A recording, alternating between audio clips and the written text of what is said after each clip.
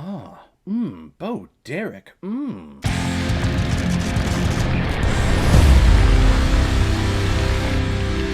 Eddie the Eagle, released in 2016 and is directed by Dexter Fletcher, who has also directed such films like Wild Bill, Sunshine on Leith, Bohemian Rhapsody, and Rocketman, burning out his fuse out here alone. I like saying that lyric because I just learned that lyric.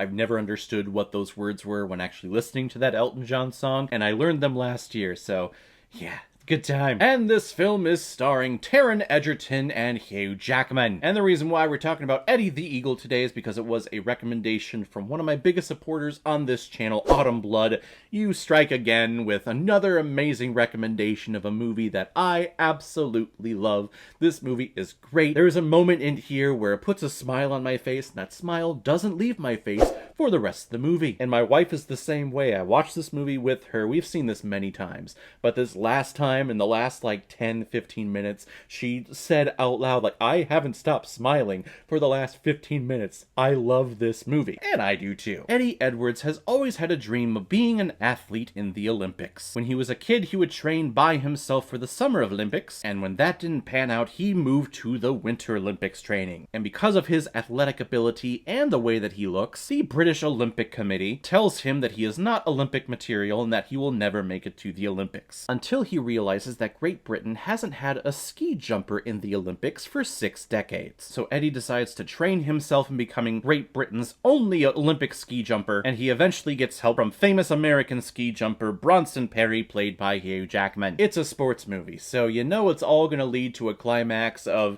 you know, the final game or the final athletic competition, and it should end with some type of fist-pumping moment, because that's what sports movies and sports stories do. And this film does, and it's fan-frickin-tastic. And I'd never heard of this story before, at least before seeing this movie for the first time in 2016, but it's a story that's just as old as I am. I was born in 1988, which is the Olympic Games that Eddie Edwards competed in, so it's pretty freaking cool. And I love this character of Eddie Edwards. He is so determined, and he's not determined in like an asshole way like Rudy is. He's just determined to be an athlete because that's what he's always wanted to be. It was one of the first books that he ever bought himself as a kid, was an Olympic Encyclopedia magazine. And to see all of the self-determination of him training by himself in his backyard, on his street, with makeshift pole vaults and makeshift skis, it's really inspiring, and again, it puts a smile on my face. I'm smiling almost the entire time in this movie. And Taron Egerton is such a lovable actor to begin with.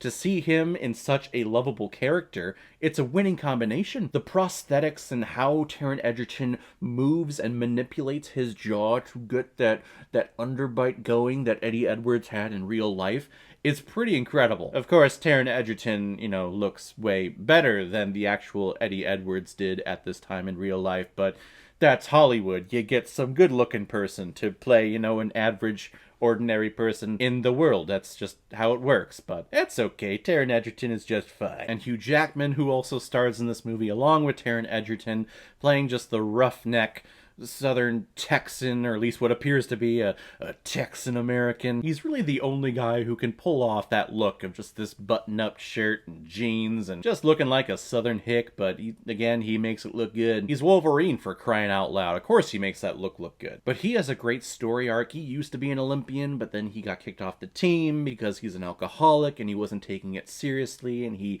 disrespected the sport. But he has great chemistry with Taron Egerton, and this father-son coach and athlete relationship that they have is very inspiring. I love that we actually get Hugh Jackman's O-face in this film, because that's how he's describing the feeling of jumping to Eddie Edwards. When Eddie says that his big celebrity crush is Bo Derek, Bronson is talking about how the whole lead up to the jump and the actual jumping is like having sex with Bo Derek. You start off slow, you build up the pace until you finally get to that climax, and then everything just comes out, and yeah, I'm pretty sure that's Hugh Jackman's O-face. I believe my wife said that's a little terrifying after she watched that scene, which, you know, what am I doing, I guess? I remember this film came out in February of 2016, and February is typically like the graveyard when it comes to movie releases, or at least before, you know, the whole pandemic situation. But I remember no one going to see this, and I think this movie's box office only like doubled the budget for this film, which doesn't take into account the advertising for it,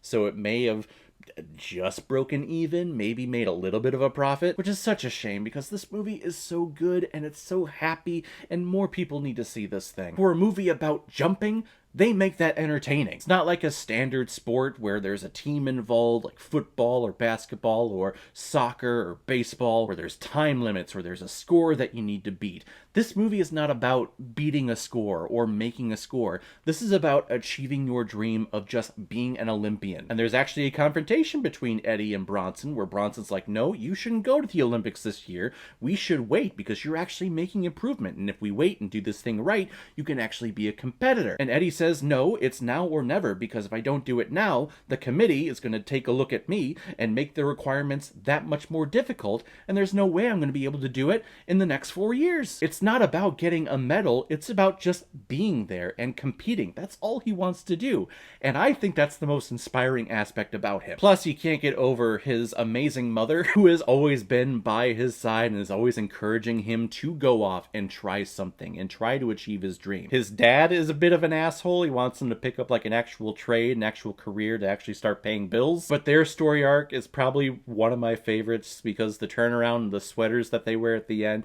it brings a tear to my eye, actually. I don't think there is one bad word I can say about this film. This movie puts a smile on your face from the moment it starts to the moment it ends. There is nothing in here that you can't connect with. There is nothing in here that you hate. This is just a great, inspiring story that if you watch it, you will feel inspired. I feel inspired now after watching it. This movie is one of my favorites. I'm going to give Eddie the Eagle 5 out of 5 Blu-rays. I think I see blue. He looks glorious. If you've seen Eddie the Eagle, what did you think about it? Or if you've never seen it before and you stumbled across because of this video, then comment below, let me know what you thought about it. And as always, if you like what you see here, if you like my take on movies, then hit the subscribe button and make sure you hit that bell. See you the next time I release my next movie review. So guys, I will see you next time. In the meantime, be well, be good to each other, and go watch a movie. Take care, guys.